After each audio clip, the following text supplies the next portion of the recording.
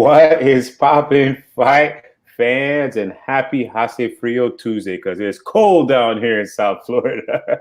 What's up, Nick? You keeping it cool over there, down there, even though you're not that far away from me? No, man, I'm just trying to figure out what's going on with the Miami Heat. And I'm not just referring to basketball, but also the weather outside because I'm wearing a sweater in the house, if you could believe that. Very I know that crazy. Aldrich is going to kill me for complaining about this weather, but hey. Well, thank God we don't have any of that snow. Don't need any of that. You guys can keep that, Aldrich. Keep Nope. that over there. We don't want any of that over here on this side. But first of all, welcome back. I know it's been like a couple shows you haven't been here, but welcome back, man. Yeah, man, I had to take off early on one of them with Surge, and then last week I couldn't be, especially after the McGregor-Poirier fight. And Chandler and Hooker, that was a great card. Got to miss out. But Aldrich, obviously he's the big brains when he features on this show, so I'm glad he was able to step in for me. Appreciate to the boy Aldrich at the Fight Dialogue. Check that out on YouTube. But this weekend, we got some fights coming up. The UFC is blessing us with card after card after card after card. Once again, not going to get a break, but we got 7 championship fights coming up. Not a championship fight this weekend, but a lot of title implications in that main event. Actually, you know what? Let me just show everybody the full card we got on Saturday because it's pretty stacked. Did a really good job with this UFC Fight Night 184. We got Overeem and Volkov in the main event. We got Sanhagen and Edgar. That has big title implications on it in the bantamweight division. We got Marion Renault taking on Macy Chiasson. Thank you, Marion Renault. I interviewed her the other day. It's on my YouTube. It's on MMA Island YouTube. We got Pantoja versus Cape. That's a lot of flyweight title implications there. Manel Cape coming from Risen. He was a champion there, trying to be a champion in UFC. And then we got Diego Ferreira taking on Benil Dariush, and that can break them right into that top 5, top 6 very easy. But we'll talk about more of that as we go. But in the main event, we got Alistair Overeem taking on Alex Volkov. Man, this is going to be a barn burner of a fight. Alistair Overeem is on a bit of a streak if you don't count the fight that he had with Jeraiza Rosenstreich. He'd be on a 5-fight winning streak, to be completely honest. Let's look at his past couple fights here. He's beaten Augusto Sakai, TKO. Paul Harris, TKO. The one little stutter, which he was winning 4.5 minutes of that fight, but whatever. Then he got Alexei Olenek and Sergey Pavlovich, and that's a lot of TKOs, a lot of finishes by Alistair Overeem. Nick, is this Alistair Overeem's path to the title right here, beating Volkov? Because that'll put him on one of the only streaks in the heavyweight division. Yeah, I mean, he's Mr. TKO too. I mean, he wins convincingly. That's what I love about watching Alistair Overeem, is that he doesn't let it go to decision, at least not lately, And even with his loss, it didn't go to decision. But point I'm trying to make, I suppose, is that it's amazing, incredible at this age that he's still dominating, that he is. And usually you don't see somebody at this age, with the exception of maybe Glover Teixeira, pushing the top ranks of their weight division. So yeah, it's a lot of implications here. I think Volkov is going to be tough. He's ranked 6th and Overeem's 5th. So yeah, I think winner basically is going to get a better opportunity than the next. So it's do or die, I feel, for both of them. Yeah, in that heavyweight division, anything can happen because these guys are just so heavy-handed. And Volkov himself, another guy, let's look at his record. He's been Walt Harris, good TKO right there. Curtis Blades had some trouble with the wrestling. Greg Hardy, he put on a clinic over there in Russia. Derek Lewis, he was winning that fight until he wasn't in that last 30 seconds of that fight. He knocked out Verdum and Steph Struve. Those are very impressive victories. And at the same time, Volkov would be a different challenge for Stipe or Ngannou, depending on who wins the heavyweight fight.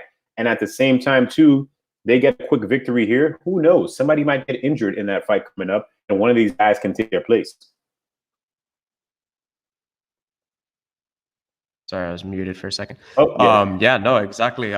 These guys, I mean, I think that's everybody's kind of especially after 2020, where, with COVID and everything still going on, these guys stay on their toes, ready to step in case somebody's hurt. So I think that's something else that goes into this fight, is that these guys, they want to finish it quick because they don't want to get too hurt in the event that opportunity comes, knocking, that they have to fill in for somebody. So definitely going to be a barn burner. I'm looking forward to some haymakers, just two really big dudes going at it. And And they did a really nice job with this because even though obviously it's not a title fight, this is a really good card.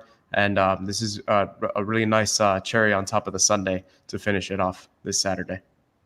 Right. And Overeem's been fighting a different style lately, as you can see, as he gets older. More defense, more just tactical striking, tactical fighting, even using his ground game a lot. He had a lot of issues with the ground game when he faced Curtis Blades. What did he do? He went over there where Curtis Blades trains at Team Elevation. He's like, you know what? I need some of this. Let me get a little bit of that juice, Curtis. Yeah, it seems to be the place to be, right? Apparently, all those guys up there, every time somebody moves up there, they get better. So I would love to see Alistair Overeem get past the fight. He said this is his last title run. If it doesn't happen here, he's probably going to retire. I don't know if he'll retire after this fight, but he's just saying that this is his last title run. So this is a very iffy fight. I mean, it's a very iffy decision for him to put that information out there, because I kind of feel like it puts more pressure on himself. Not sure if that's the kind of thing he likes, because also Overeem has definitely had some mental issues in some of his fights. I've seen some tape of him very emotional after a fight. Not to say he can't be, but very emotional after losing a fight. So that's a big thing for him as well. Volkov used to be a champion in Bellator a long time ago, actually. That's something that some people don't remember. He was a champion there. I know he wants to be a champion here in the UFC. And I don't know if you saw, but Volkov has gotten huge. He's gotten really big. He put on a lot of pounds. I think he's going to have to cut to get to 265. Usually he's 240, 245, somewhere in that realm. But now he wants to come in a little bigger. And I think because he wants to have more pop on his strikes, which you can see when he fought Walt Harris. Yeah, exactly. I mean, like I said, these guys know what's on the line. And then to go to back what you were talking about with Alistair, about sort of, putting it out there that if things don't work his way, that he'd be open to retirement. Maybe it's not so much putting more pressure on himself, but just sort of gathering some sort of acceptance in the sense of that, like, hey, I'm going to try my best. If I win, this is going to be great for my hopes of getting a title shot. If not, then I'm at peace with what I've accomplished with my career, and there's nothing I should be ashamed of. Now, as far as Volkov's size, it's actually kind of crazy. I mean, like you said, he's probably going to have to cut just to get to that max weight of the 265. But he's looking good, man. These guys, the reason why they're doing so well this late in their careers is because they adapt. And I feel like that's actually the difference between, some of these older fighters that don't do so well, is that they try to stick to the same style, the same game plan always. Whereas these guys, they're malleable with their style, with their mentality, and how they approach the fights. So I wonder what the weight difference is going to be, though. I don't know if Alistair is going to try to gain weight for this, or I mean, I know he usually is around like in the 250 region, or in the 50s. So I don't know if it would be beneficial for him to gain weight to try to perhaps match Volkov, because I suppose it would take away from his agility. But I don't know. We'll see. I don't think so. I think he'll stay lighter. He's better when he's lighter. When he was Overeem, I don't know. Some people don't remember Overeem, but my God, he was large. He was 265, too much muscle on him. He was getting tired in third rounds. I think he was tired of that. He lost all that body mass, and he just completely changed everything up. Here's actually a picture of how Volkov's looking. It's huge. He's getting really big there. I've never seen Volkov that big. So had to do it to him. Yeah, he had to do it. So we'll see how that power kind of goes when that fight happens. But I'm gonna need a prediction for this fight. Nick, what you got for me? I need a prediction. I need it. I mean, it's kind of hard to go against Overeem. I think Overeem is gonna win. I don't think it's gonna be easy. I mean, I just with the way that he's been performing lately. I mean, four wins out of his last 5 fights, TKOs. And he knows, and like we talked about, right? I could say it until I'm blue in the face that this is his last chance at a title fight. So I think he's gonna go in there. I think he's gonna go in there more confident than his comments may portray him to be. And I think he's gonna win.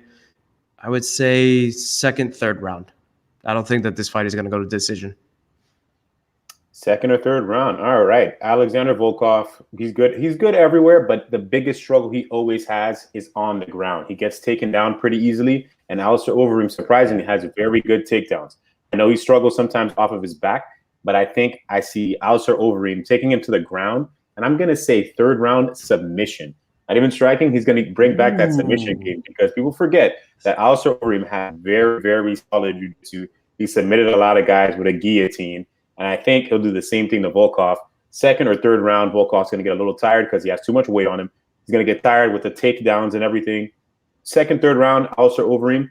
And after that, we're going to see Alistair Overeem against John Jones. Put everything on it. Alistair Overeem is going to call out John Jones and say, I will welcome you to this division. He's fought. You think he'd want? I was going to say, you think he'd want that more than a title shot? Fighting John Jones? Absolutely. That's a huge fight. Who wouldn't want to watch that? That's a huge fight. He's fought and sparred with John Jones before because he used to train at Jackson Wink down in Albuquerque. So why not get that fight? Get a huge win on a guy like John Jones, and maybe he knows something that we don't when they were sparring. So it'll be interesting. I think that'd be a pretty cool call.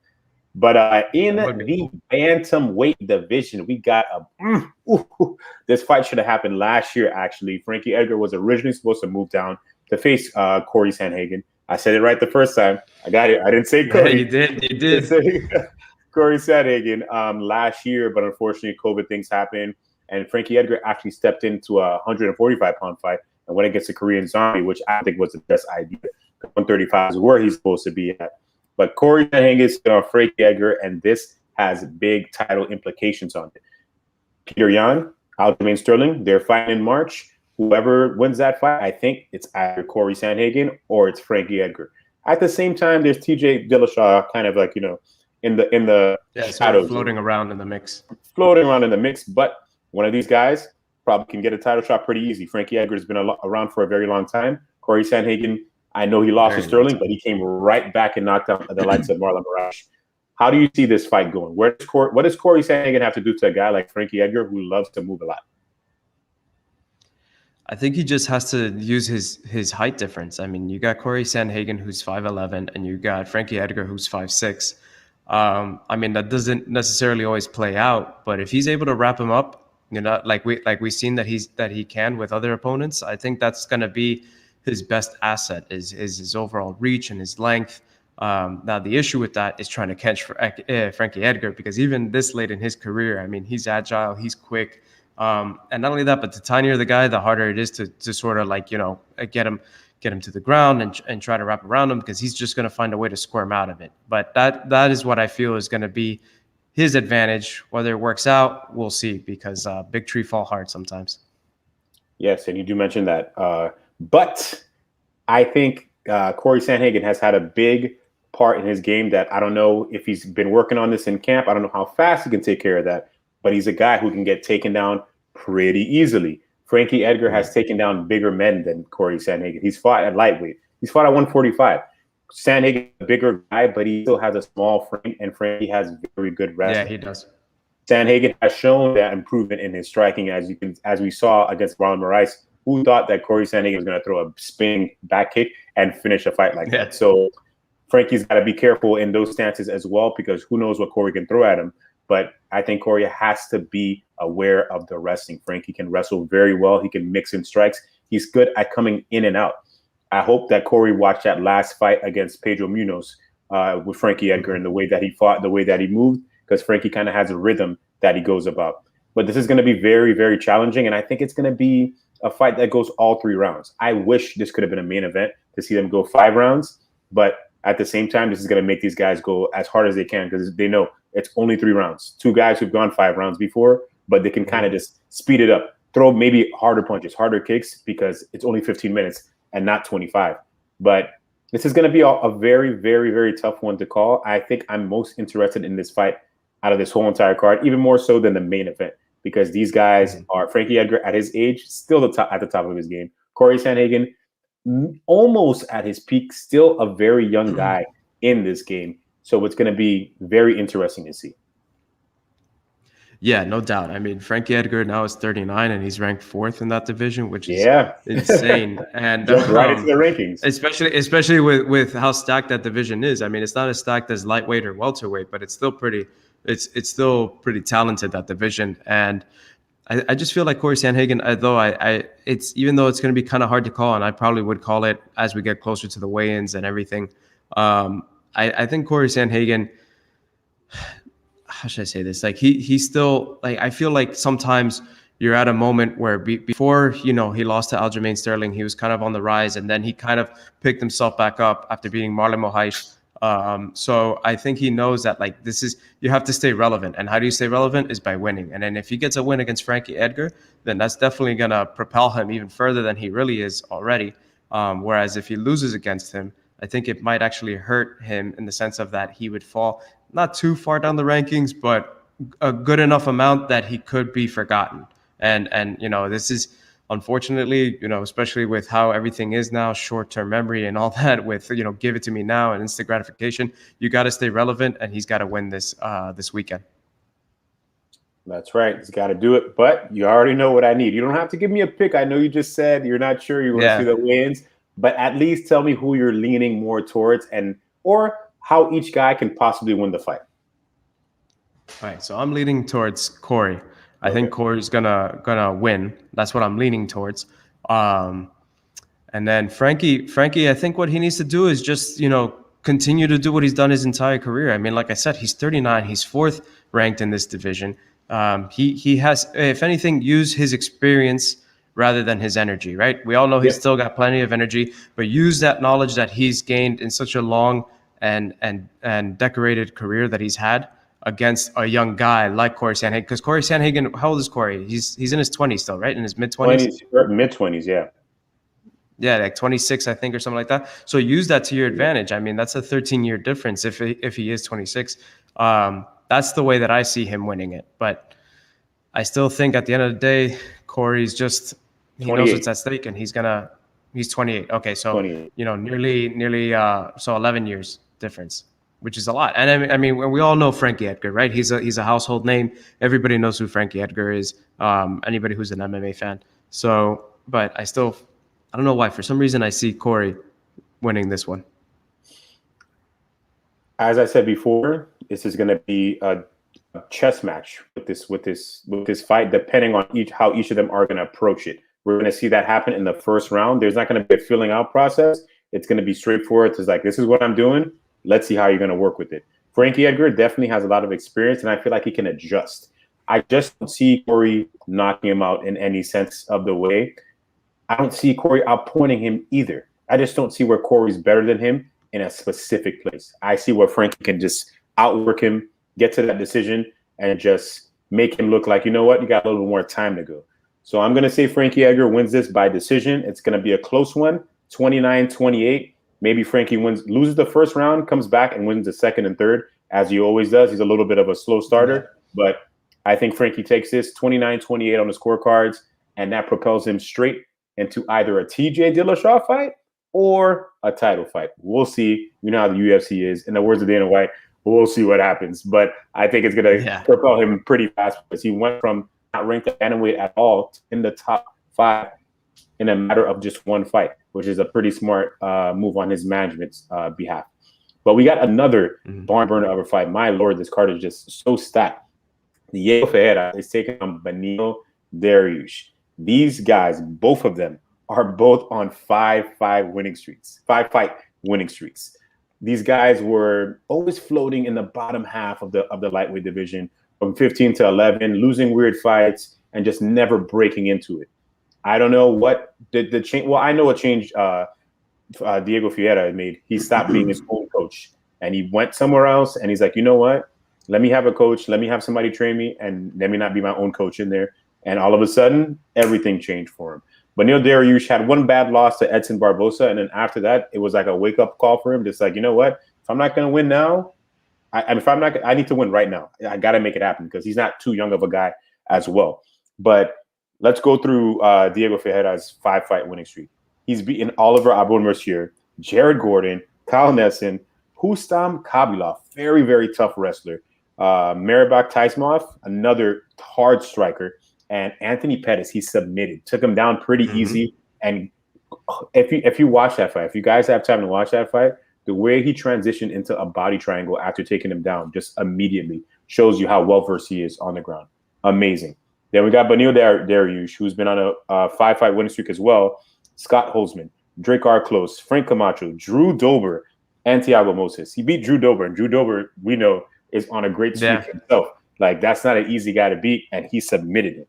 So that is an amazing win streak within itself. The Scott Holtzman knockout was a spinning back fist. That was beautiful. Drakkar Klose, I don't know if I don't remember this one, but Drakkar Klose was about to knock Beneil Dariush out, and Dariush came back and caught him. So this is just going to be such a amazing fight. But is this the Rafael dos Anjos sweepstakes right here? I think so, because he's RDA is probably the gatekeeper of that division, especially now with so much mystery going into this division of Khabib. I don't think Khabib is coming back, but is Khabib for the most part? Is Khabib coming back? If there's a title fight, who would be in that title fight? So yeah, I think it's a sweepstakes for RDA because these guys are ranked. Let me see, they were towards the bottom, 10th and 13th. So but with their records, like you said, five fight win streaks, and each of them, and then on top of that, these guys are pretty seasoned too as far as their careers in the UFC. Both guys have been in the UFC since 2014. So now is the time that they've paid their dues. They've sort of taken the unrecognized fights, like kind of overlooked and whatnot. But this is really their time to shine, being on the main card this Saturday. And I think whoever does win does get RDA, or he gets maybe a Felder, or maybe, should I say, a Dan Hooker after what happened to Hooker now in the last fight. Just somebody more relevant in this division so that they can broaden their status, and not only that, but get really introduce themselves to people who are just tuning in now. Yeah, they got to be very careful with this fight, because whoever takes a loss here, it's going to be very tough for them to climb back into any kind of a top 10 or top 15. It's going to be tough. This has happened to Mike Perry in welterweight before. Just couldn't get to that top 10, couldn't stay in that top 15, and losing big fights like this. So in my mind, I kind of wish this was a draw, because I love watching these guys. I love to see them progress, but there has to be a winner, unfortunately. But I love to see how both of them have just changed their careers, and especially in such a tough weight class. This is the toughest weight class in any mixed martial arts organization.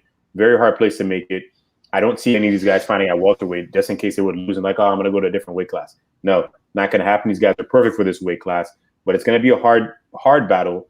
I think it's going to be a lot of stand-up, more stand-up than we think, because both of these guys are well-versed on the ground. So it's going to be who can strike first, who can get that heavier shot, who has the heavier hands. And I think this is going to be fight of the night. But Nick, see what time it is? It's pick time. I need that. Oh my goodness. I think I completely agree. I think this is going to be fight of the night for this card.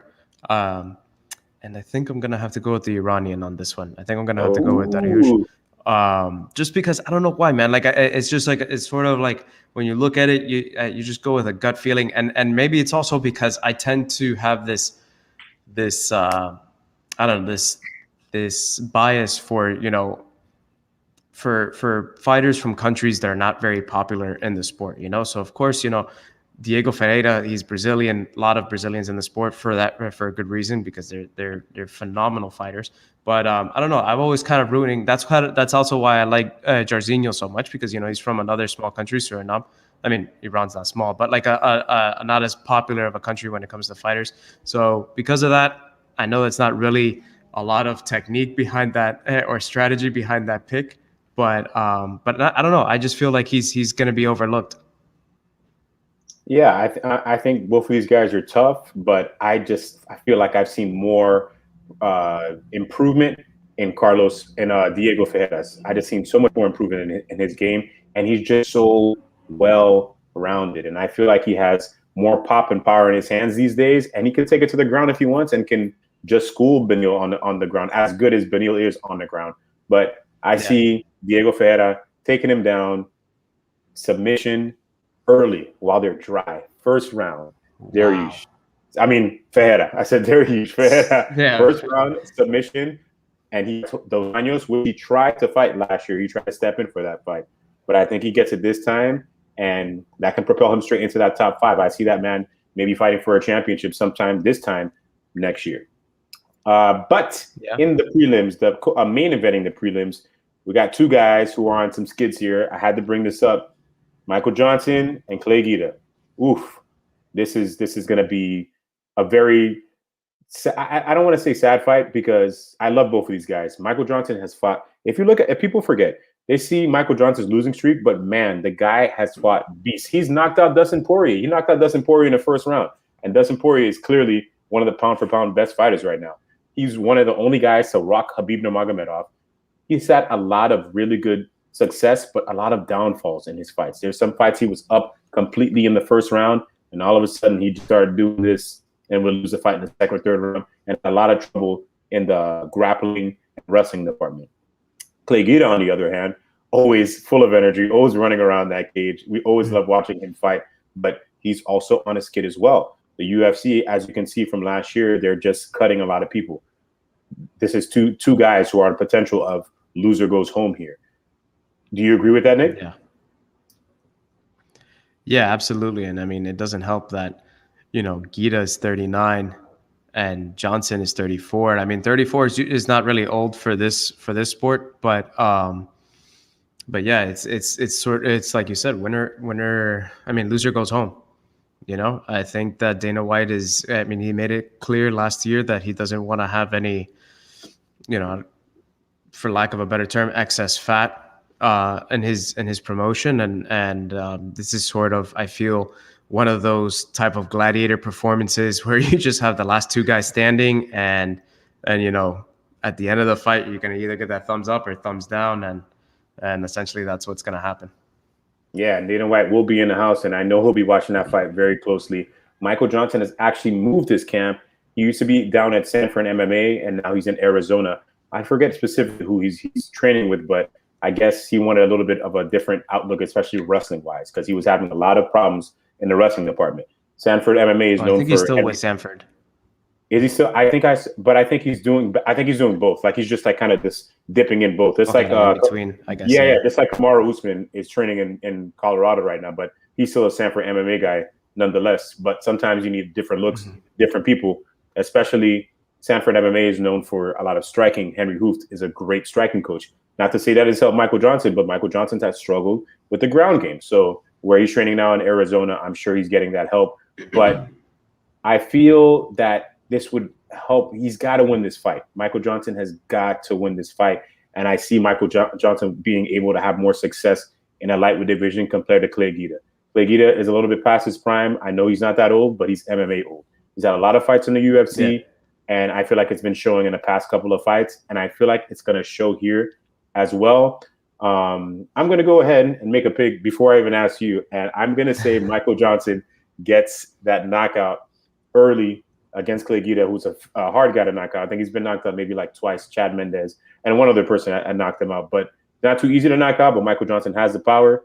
As I said, he's knocked out guys like Poirier. I see Michael Johnson finally getting that win that he wants, and he's going to start progressing himself back into the UFC top 15. Yeah, I'm on the same boat as you. I think that Johnson is the one is going to be the one to come out of this. I think that like I said, Guida has been around for so long, and I feel that it's one of those things where things are already going against you as far as like going into the fight and things like that. But at the same time, not to the extent of like this unsurmountable amount of pressure, rather than just like, all right, this is the time. If I happen to win, great. If I don't, then that's fine. Whereas Michael Johnson, it's like, yeah, this is like, I should be not at the end of, I'm not at the peak of my career, but I'm definitely not at the end of it. So I think that's obviously the mindset that he's going to have going into it. And I think it's going to be the mindset that gets him the win on Saturday night. And speaking of the lightweight division, my Lord, we got shambles going on right now. Nobody knows what's happening. We're a week or two off of the McGregor fight. 2 weeks. It's going to be 2 weeks, right? Coming up? 2 weeks. Yeah, 2 weeks this Saturday. Yeah. This Saturday, coming off the McGregor fights. We don't have answers to what's going to happen next. We thought we'd have all the answers. Maybe a champion. Maybe Khabib would have, been stripped of the title or relinquished the title to say it better. But we don't have any of that right now. It's getting crazy. So, first question that I wanted to ask. Nick, you're now Dustin Poirier. You just beat Conor McGregor. What are you doing? I'm Dana White. You want to come talk to me about what's going to happen with you next? What do you want to fight? Who do you want to fight next? You are Dustin Poirier. You are the Diamond, El Diamante. I mean, I want to fight whoever is going to be with me in a title fight. That's who I want to fight.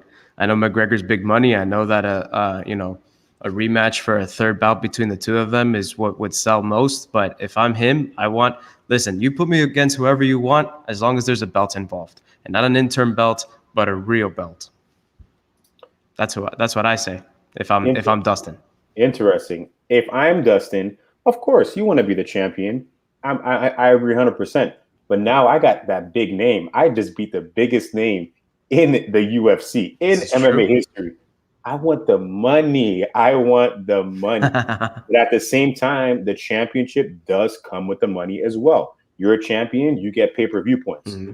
Not to say he didn't get pay-per-view points for this past coming fight, but I don't think he'd get it again unless he's fighting a guy named McGregor. Like McGregor. That'd be the only thing. Exactly. So for me, if I'm Poirier, I'm chilling. I'm making hot sauce. And until you come at me with the right amount of money, that's who I'm fighting next. It could be Nate Diaz. It can be Conor McGregor, or it can be Charles Oliveira, and that's for a title.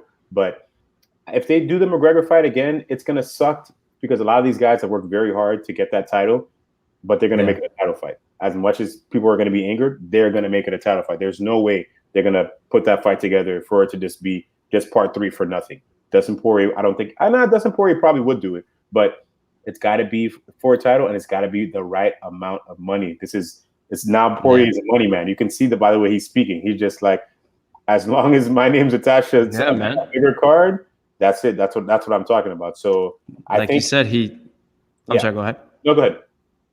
I was gonna say, like you said, he beat the biggest name in the sport. He beat the cash cow, Dana's cash cow. Now the issue, like I said, maybe he goes and he fights McGregor again.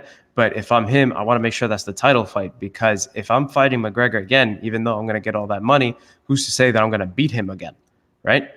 Because we all have seen that when McGregor does lose, that he does tend to come back with a vengeance. I know he's this whole humble Mac now and everything like that.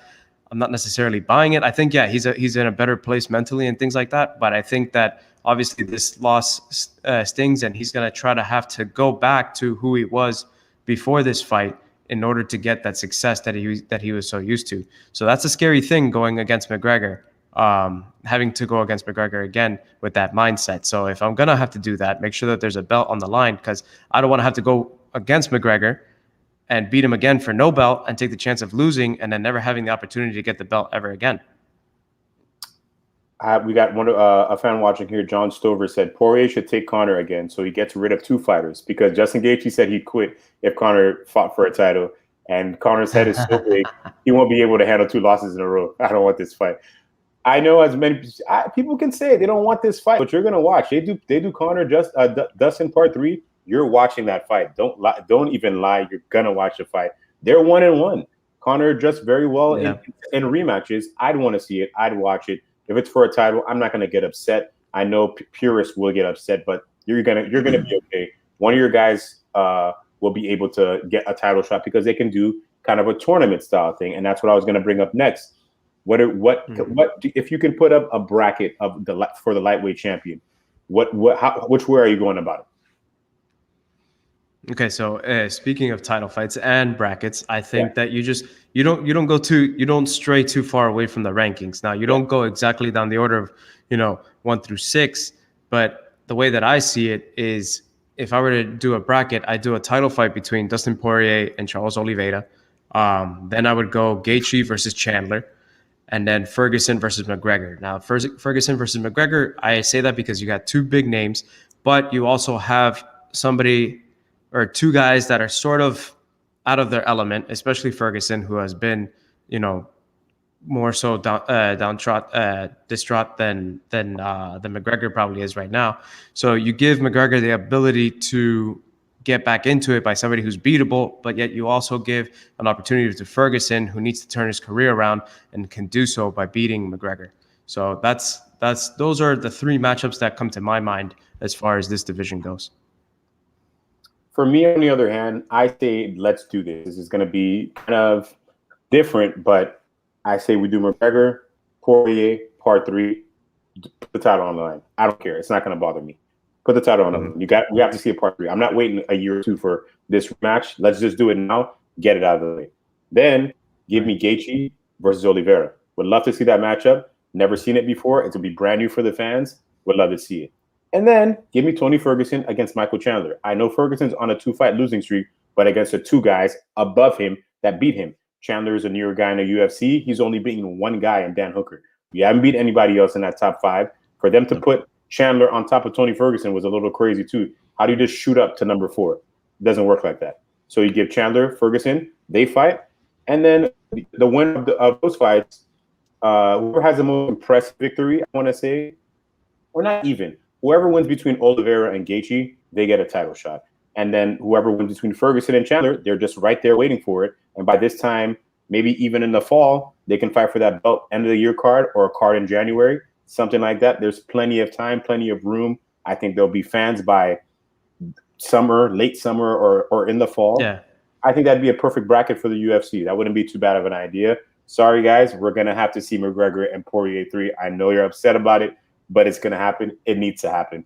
But something that happened that Michael Chandler revealed yesterday is Charles Oliveira turning down the Michael Chandler fight. They offered him this fight as a co-main event for UFC 258 because Uriah Hall and Chris Weidman fell out. Oliveira turned it down. If you're Charles Oliveira, are you turning this down too? He said he turned it down because there was no title on the line.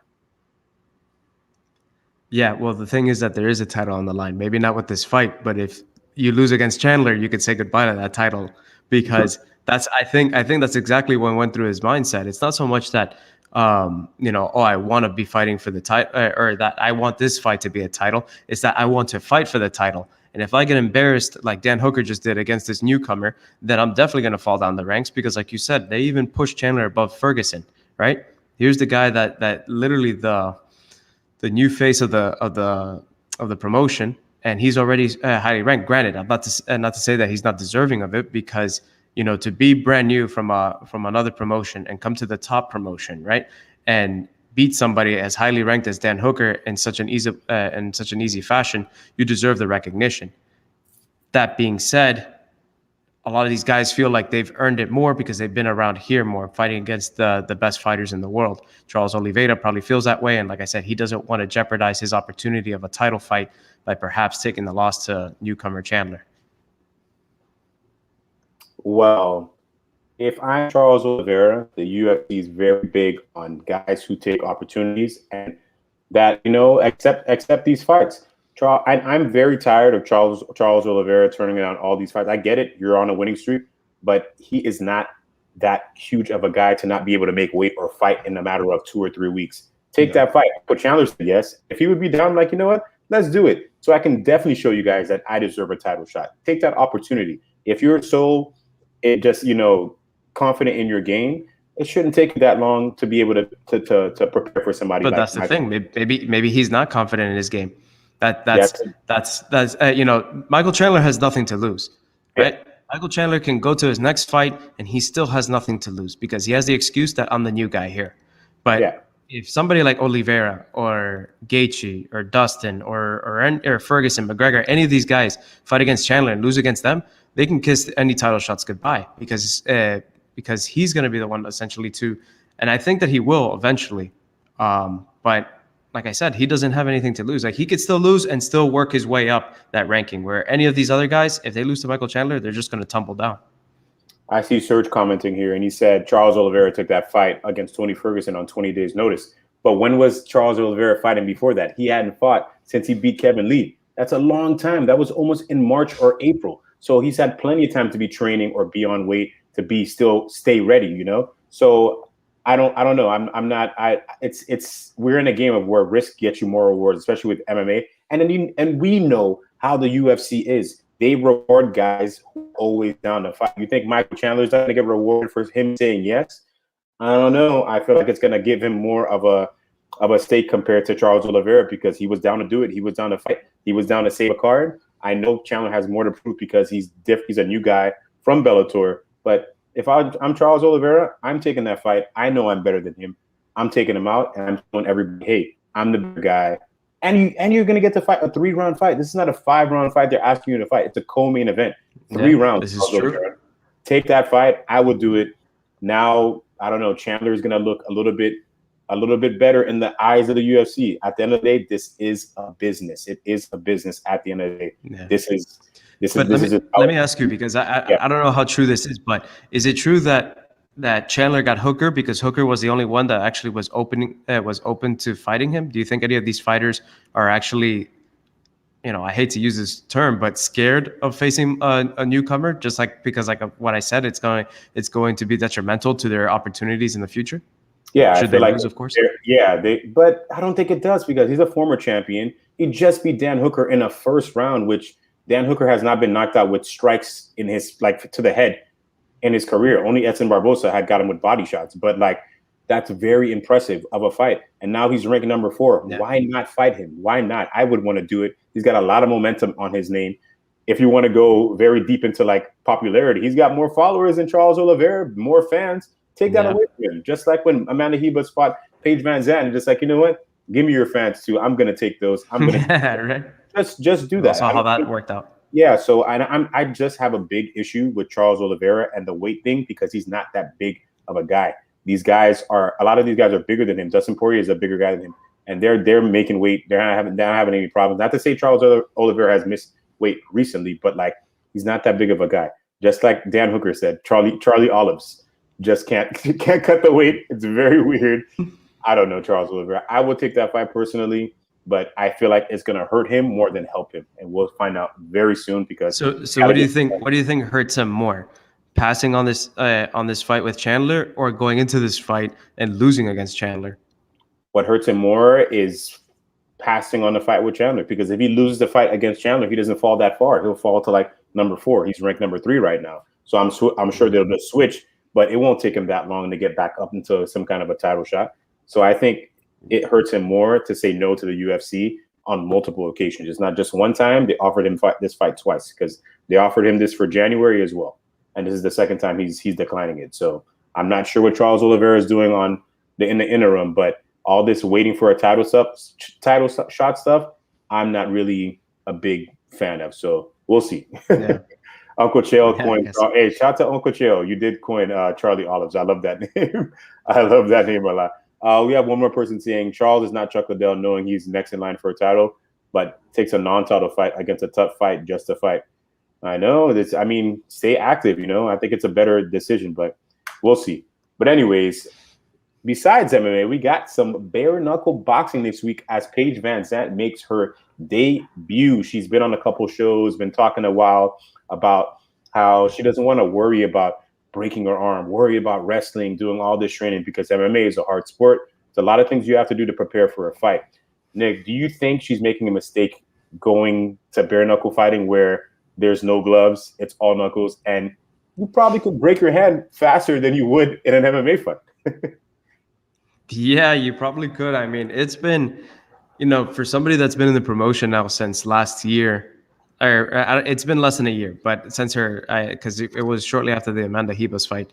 But I mean, has she seen footage of these fights? It's really scary seeing how all these fighters come out of these fights, both the winners and the losers, because like you said, there's no really, it's just some tape. That's it. So, especially if you're looking towards a career with a lot of promotion, using, obviously, let's not pretend that she's not good looking. She's a very good looking person, and bare fist to the face, that could kind of hurt your career in that. Yeah, I think it's very risky, but she's a person who likes to take risks. That's fine. She said she heard scars on your face makes you more beautiful. I guess we'll find out. Who she's fighting is a pretty tough girl as well. And any of those girls in that bare knuckle fighting, like Christine Faria, like, my Lord, man, these girls are beasts. They hit very hard. And they are. Paige has broken her. Bare knuckle fighting is no joke. No joke. Paige has broken her arm so many times. And I feel like she's going to go into this too, and she might end up breaking her hand. And she's just going to probably be like, you know what? Maybe this is not for me, and I want to go back to MMA. It's a weird thing, but listen, I would never give anybody crap for trying something different and challenging them. Absolutely not. Absolutely not. No, especially when it pays well too. Yeah, absolutely. And I think that bare knuckle is paying these fighters pretty well because they're signing a lot of guys. Nobody's complaining about money. I think one time someone did. Besides that, nobody's complaining about money. I'm sure she's gonna make them a lot of money because she is Paige Van Zandt. People like to watch her fight. She's got a face for it. She doesn't have a face for radio. She has a face for TV. So I think she's gonna be. I think she's gonna She's be. not like us, right? No, I think it's gonna be tough for her. It's gonna be interesting. I'm gonna tune in to watch. I want to see what's gonna happen. But hey, well wishes to Paige on that fight on Saturday. We're gonna dip right back into MMA real fast. A lot of fighters have come out and complained about Fight Island now. Before, they would be like, oh, it's beautiful. We get to bike around. We can play basketball. We go to the pool. Everything has changed now. So Dustin Poirier talked about being in his room for 2 weeks, and all he can do is just think about the fight. Do you think they should change some things, maybe rules-wise, with the Fight Island to kind of make the fighters more comfortable? Because that can help. That can hurt the mental a lot. You know, you're just sitting there. That's all you're thinking about. You can't even go outside and just like release any kind of energy, breathe air outside, you know, just be on your balcony. You think they should change the rules a little bit? I mean, I think so, because if you were able to do it before, you know, and you know, I felt like I thought all these COVID problems that UFC's been having lately, as far as, you know, these fighters getting COVID so close to their fights and having to cancel or reschedule them and all that, that wasn't really, I thought all that was going to happen when they initially did Fight Island.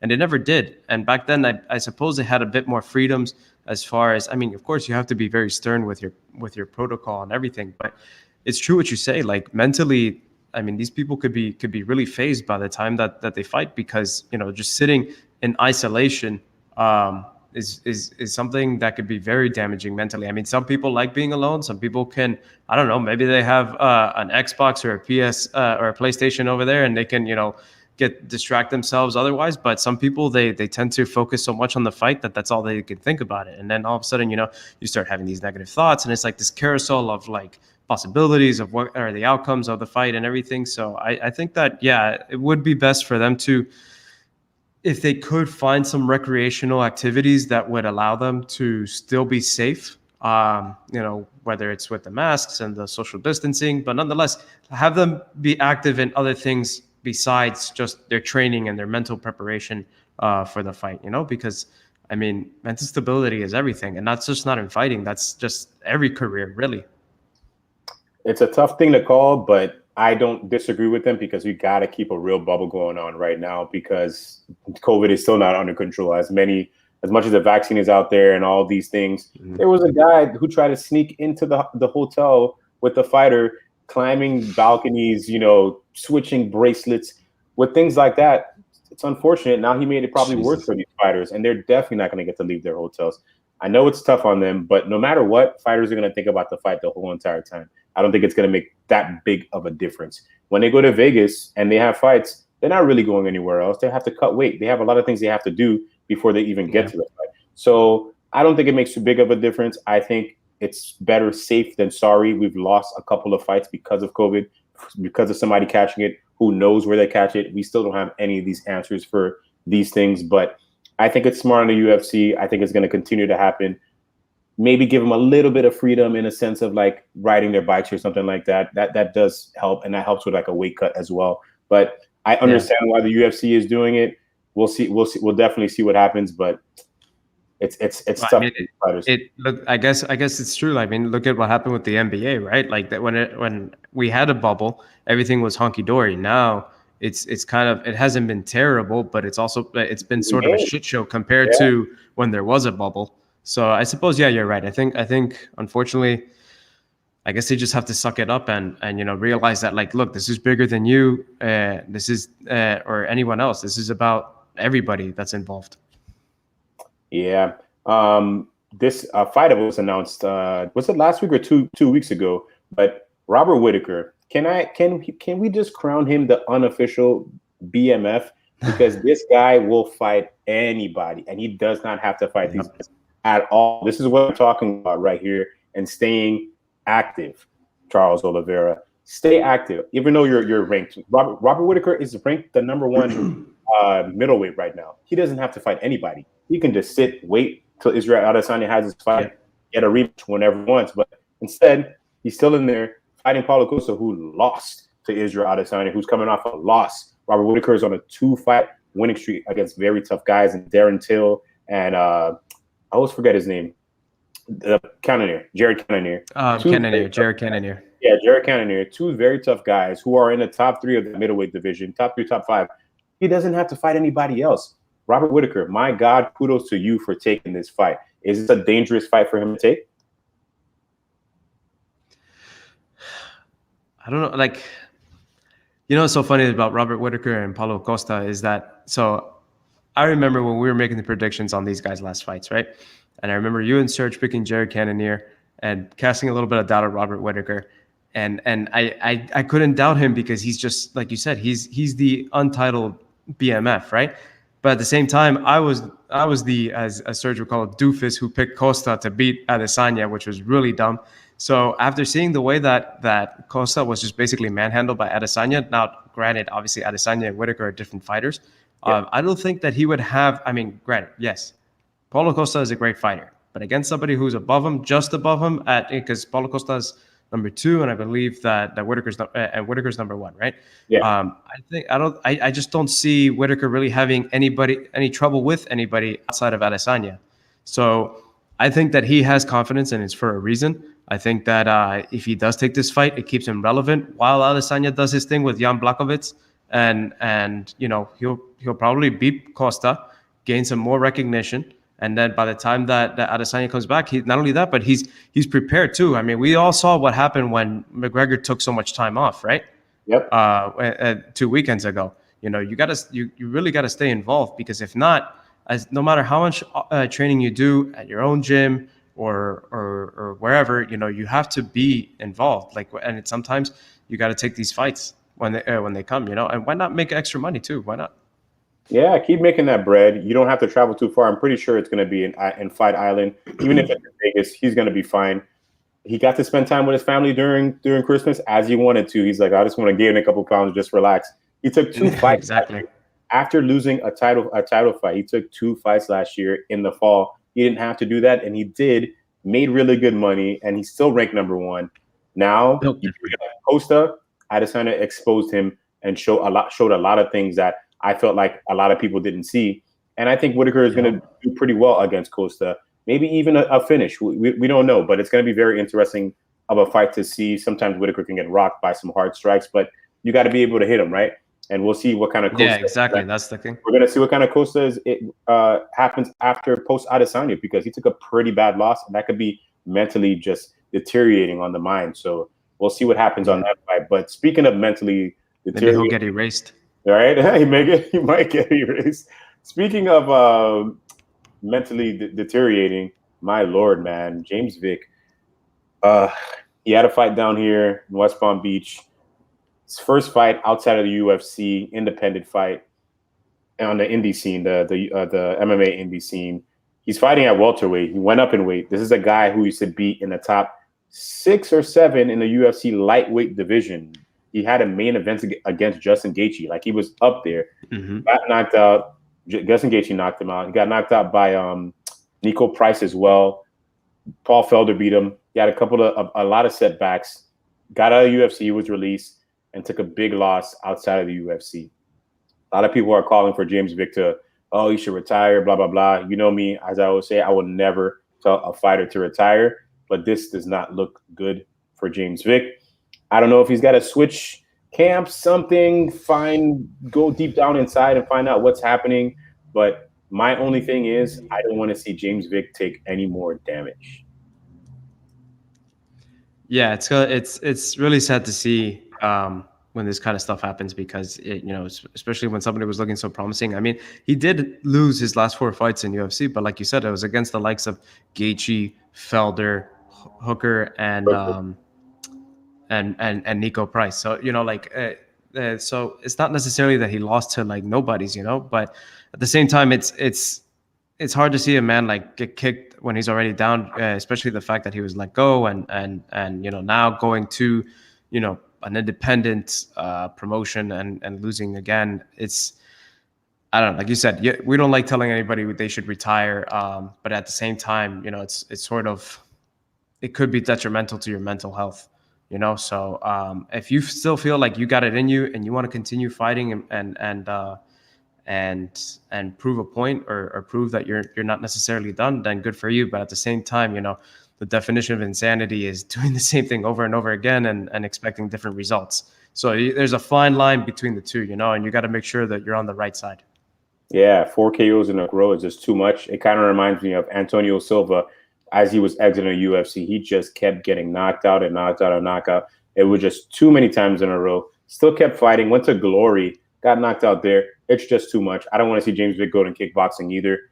I think that's enough damage for him. Maybe coaching, I don't know, commentating. There's a lot of things that he probably can do, but I just don't want to see James Vick take any more damage. I don't have anything more to say. It just sucks to see somebody like James Vick, who was just so highly touted, and then kind of having a downfall. But well wishes to James Vick. Not putting you down, just bringing it up. Had to talk about it. But let's talk about a team that a lot of people thought would work so well very fast after they won their first 2 games, which they didn't even have Kyrie Irving in those first 2 games, which is weird. But Brooklyn Nets, not to say they won those 2 games. Yeah, they have won those 2 games without Kyrie. But they've been on a little bit of a skid. They're 13-9 right now. They're losing to some teams in a weird way because it's kind of like who can score the most. You know what that reminds me of? Yeah. About the Portland Trailblazers, if we want to be completely honest. Every time they play somebody, the score is 145 to 148. In my watching basketball career, where is the defense? My Lord, where is the defense? Greg Popovich would not be very happy right now. But no. What's going on with these Nets? What's going on with these Brooklyn Nets?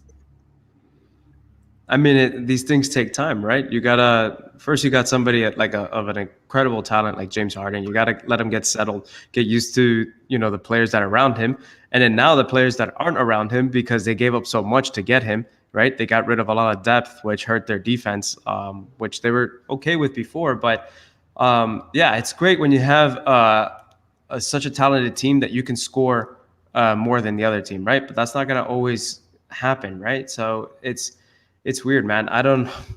Like I said, these things take time to adjust, but I saw a stat the other day that if they're basically the best offensive team in the history of basketball right now, but they're also the worst defensive team in the history of basketball.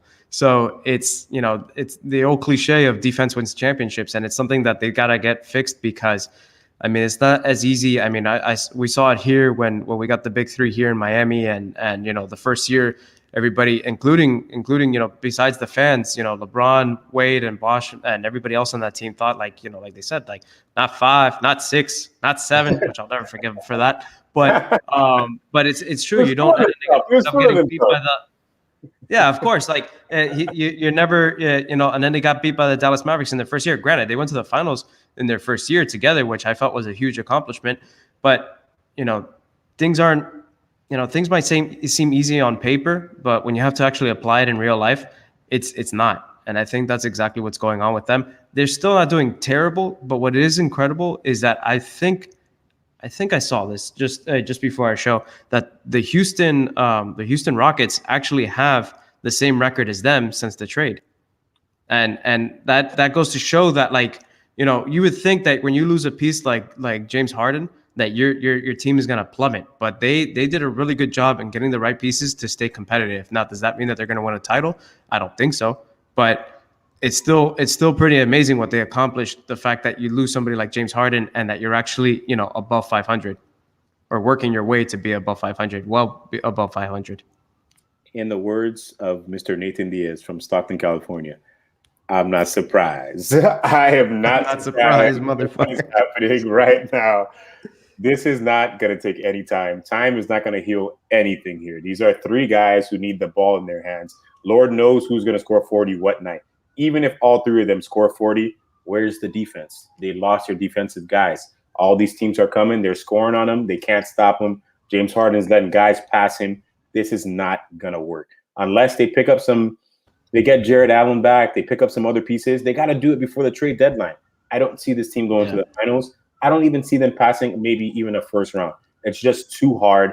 Maybe a first round because the East is not super. I was going to say it's not too super. Yeah, it's exactly. It's not too hard, but maybe a first round. They could also look for Mhm. people that are looking to do buyouts, right? Like Andre Drummond or something like Yeah, that. just They can do something like that. But I mean, those if guys. I'm Andre Drummond and I get or anybody like in that situation, and I see what's going on over there, what's to say that I would want to join that? I That's understand that another adding thing. me can help Drummond the is a situation, but yeah. You can't why have not go to guys. LA? You can't have that many guys who just like need to score 25 points at least per game on a team. Now you're gonna have four. You got Drummond to that team. Drummond's not a guy who's just gonna give you 17 points. No, man wants to score. Man wants the ball in his hands. He does have really amazing That's defense. true. Would be a really good addition, but I don't think it would work out. Maybe not somebody that it's just too many superstars. Somebody's got to go. I don't know who it's gonna be, but somebody's probably gonna get traded if they want to get better in some. Well, I mean, if anybody has to go, I imagine it's got to be Irving, right? I probably would be Irving with the drama It he's probably had. would be Irving because you just got Harden. Yep. Kevin Just Durant Durant is is first arguably season. the second best player in the league, right? Yep. Some people would say first, but we all know who's first. Mhm. And so, but the question would be that who would necessarily want Kyrie Irving? I mean, I know that Kyrie Irving does great things outside of He does. basketball, He but does. He does. he They is a forget about bit that. he is a bit of an oddball, Yeah. and not only that, but you can't have. I mean, I respect everything that you're doing. I respect everything that you're committed to, but at the same time, you need to do that, and in the sense of that you can stick to those commitments while sticking to the commitment of playing basketball, of playing for your teammates, for the city that you represent. And if you can't do both at the same time, then by all means, you have nothing further to prove. You can retire, even though you would be retiring young. But then you can really fully commit to one thing or the other. And I don't see too many teams that would really be lining up, to get his services. Yeah, the teams won't line up, but it still wouldn't be a bad move because he's an amazing player no matter what. I think he's kind of Right. getting more comfortable in his mindset, maybe mentally. But you trade him, you can get a lot of guys. You can get multiple guys for him. So we'll see what happens. But I don't know. I can't even think of a team he'd go to. Somebody else I did want to bring up, and I'm remembering this now too. Bradley Beal, man. Bradley Beal is literally sitting on that bench just shaking his head. Yeah, I man. know they had a pretty good game against the Nets, which is one of the best finishes I've ever seen watching basketball. Yeah, My it was God, wild. 8 points That was wild. in 8 seconds or something like that. That was wild. But Bradley Beal seems like he wants to go somewhere. You want him on your Miami Heat? You want to get rid of those Absolutely. guys? Who wouldn't want the scoring leader right now on their team? But You give up your guys for I him? didn't hear that second question. What was the second question? You'd have to lose a couple guys. Duncan, you'd have to lose probably Hero, probably have to lose none. Oh yeah, but of course, like that's the thing. Like you have to be when somebody of that stature becomes available for trade, which supposedly he says that he's fine in Washington, that he wants to stay in Washington, he wants to build a winner there. But I mean, shit, bro, like you're gonna waste your career. Not to say that they can't pick up a couple guys, but not a lot of people are lining out the door to play in Washington. But yeah, as far as if you were, yeah, right. Well, fuck, I play anywhere, right? But I don't think they're interested in 5'7" guys. But what was I say that? Yeah, like I of course, like if he did or if he was indeed available, then yeah, you got to give him, because you got to look at the situation of, you have to compromise, right? They understand I'm not going to win right now. I need to build a future, and I could build a future with some of the youth that you got, right? And you have to be fair. You have to compromise and say, like, look, I know I'm getting a tremendous talent, so here's somebody who could be a Beal in the future, right? But I mean, best case scenario, Tyler Hero becomes Bradley Beal, right? So if that's the case, Possible. It's kind of like with Josh Richardson, right? I remember when we had Josh Richardson and we tried to trade for Jimmy Butler the first time around when he was still in Minnesota, right? Mm-hmm. A lot of people were like, no, Josh Richardson, we like him and stuff like that. But it's like, Josh Richardson, he could be a great player, but like we all knew that his ceiling is probably going to be at most Jimmy Butler. So why wait for him to get there when you can just get Jimmy Butler? It's sort of the same thing with Tyler Hero now. Why wait for him to become Bradley Beal when you could just get Bradley Beal? I don't know what's going to happen. I know that they need to. That's that Pat Riley win now thing, man. Develop your players. That's how Pat Riley win now. Let's get him right now this second. Yeah, but of course he has to. I mean, if I was 70, I mean, how old is Pat? Pat is like 76 or something like that. He wants to retire already, and he doesn't want to go off on a rebuild or anything like that. I mean, granted, like it was an amazing accomplishment. You know, he's not going to be there forever. He's got to set up the future. He keeps doing this. I know, but bro, Pat, Pat is ultra competitive, man. Pat's not gonna wait. Pat's not a patient man. You know, like he's gonna want to try to win now, and I think that he can do so. You know, like it's really weird. I'm not really necessarily worried with where we're at right now because having Jimmy gone for so long, we also have like a lot of role players that have been out, whether it's because of COVID or because of other injuries. So I'm not necessarily worried. I think I'm glad that it's happening now, early in the season, than if this had happened at the end of the season, right before the playoff push.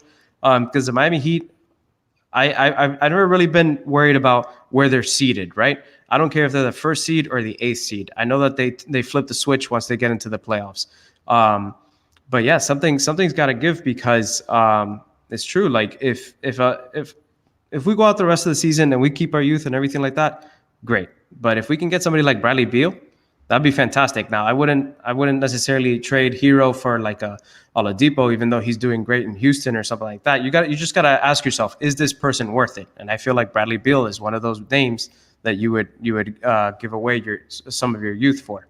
Now, I don't want to do like what the Nets did and give away the complete depth of my team. But if I have to include one of the pieces and stuff, and it's averaging 34 points and a couple of assists, couple of rebounds. You got the stats for it. That's for sure.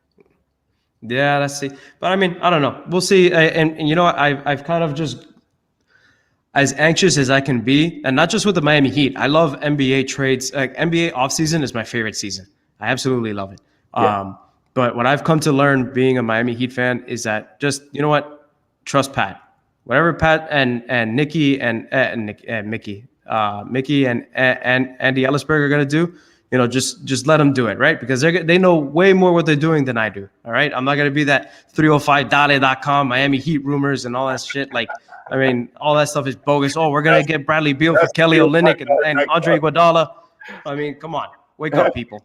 That's great. The 305dollar.com thing. I'll never believe any of those rumors you see on those pages. It's going to happen. It's not. I don't see Bradley Beal going anywhere. He's going to finish the season with the Wizards. Yeah, I don't see that either. They're going to kind of see how things kind of pan out, and we'll see what we're going to find out what happens after next season. I don't think anything will happen before the All-Star break or even before the playoffs. But Bradley Beal's staying where he is. They'll figure it out after. Yeah. That's how I feel about that. I don't see it happening either. If it does, great. If it doesn't, then like you said, you wait till if I'm the Washington Wizards, I sort of see where the season goes, where I'm at by the trade deadline, and I'm like, all right, look, this isn't going anywhere. Even with your talent, I realize that I can't lean on one person. So now we're going to trade you, or like you said, ride out the season, and then come summertime when you actually have more time to reassess and be more organized and be like, all right, this is what we're going to do. Kind of like what OKC did with Russ. Yeah, Pat Riley, listen, keep your players, develop them. They're going to be great. A lot of people here love them. Develop these guys. They can become superstars in their own right. The Warriors did it. Heat can do it. Keep your players. Dollar305.com. Stop reporting bullshit. We're not leaving you. But this Sunday, we got the Super Bowl. Tom Brady is back again in the Super Bowl. Nobody thought it would happen. Surprise, surprise. Surprise, surprise. At home with that amazing Kansas City Chiefs teams. Of course, they're there. They only lost 2 games during the season. This is going to be a fun one for sure. But straight off, just need a prediction, Nick. We're not going to go too in depth with the Super Bowl and football talk. But who you got? Mm-hmm. I find it foolish to bet against Tom. As great as Patty Mahomes is, I don't know what it is. Tom just finds a way to win games. So I don't care who wins. I have no favorites in this, but I think that like I said, Tom just finds a way and just further solidifies that he's the GOAT. Tom Brady was on my New England Patriots. I love him for every championship that he brought. And definitely helps with. He's on a different team now with the Buccaneers. No, I didn't think that they would make it to the Super Bowl. I know they do amazing. First season. Super Bowl, man, that's amazing. Shows you that he is a GOAT for sure. Tom Brady. Tyler Duncan. Mahomes. I mean Tyler Duncan. Tyler Hero. Tom Brady, Mahomes, one of the biggest heavyweight matchups. That is not an MMA fight. But the man Tom Brady takes that championship and gets another one and solidifies himself as one of the greatest athletes ever in the history of any sport. Tom Brady wins this Sunday. Sorry, Pat Mahomes. You got some more you're going to get, but not right now. No, he's going to be all right. He's going to be all right. There's no way. Would that be his 6th title? Tom Brady? Yeah, right?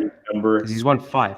Yeah, that would be 6. So you'd have to fill up the other. Got that MJ numbers. He'd have to do one of these, exactly. MJ. He's gonna have to do that MJ pose with the. But he's gonna have to do the finger pose. How did he do it? He did it with the 5. I think he put 2 rings. I think he put 2 rings on one finger. On one finger, that's right. On the index finger. I gotta find that. But hey, guys, thank you so much for joining us this week. We are back in action. Of course, we'll be back next week. We got more cards coming, more things to talk about. We're here. A lot of things happening. A lot of things to talk about. We are here on the MMA Island, of course. Please subscribe at the bottom. You see it there. Hit that button. We will be back next week. Don't miss it. Maybe Saturday we'll jump on. We'll talk. I got some more interviews coming tomorrow. We got Joseph Benavidez and Jimmy Rivera. Those are going to be really good ones. Some big ones. Big ones. It's going to be fun. I got another name that I'll be dropping next week, but we'll talk about that another time. We are out, guys. You have a great rest of your week and weekend. We're out. Boom.